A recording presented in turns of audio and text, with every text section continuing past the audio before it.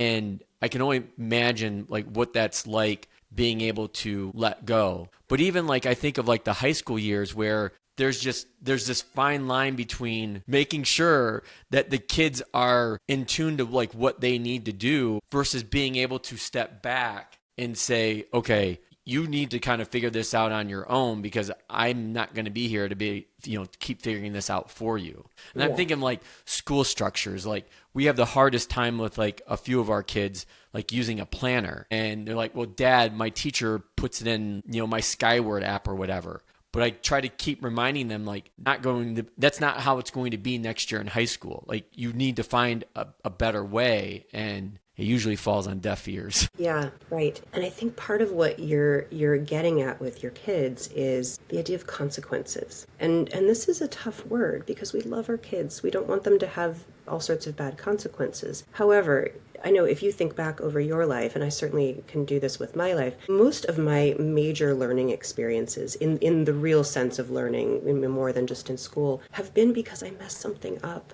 or I had a consequence, or I thought I could do something on my own, and maybe I figured out that I needed support in a different way. And so if people come in and protect me from all of that, I don't get to learn that. And then I do have pretty serious consequences later on when maybe I don't have the support of those people around me. So it's really hard. It is kind of a leap of faith sometimes to let the people around us make their own decisions. And exactly like you're saying, it's tricky with kids because we have to ascertain where are they in that developmental. Sometimes we're ahead of them or they're ahead of where we think they are, and so we might not get it right, and that's okay. But I see all of this as a real learning opportunity that if I let people figure things out for themselves, with scaffolding or support if they need it or if they ask for it. And I think that's the other piece is we can train our kids. We can work with people to ask for the help if they need it rather than assuming and jumping in.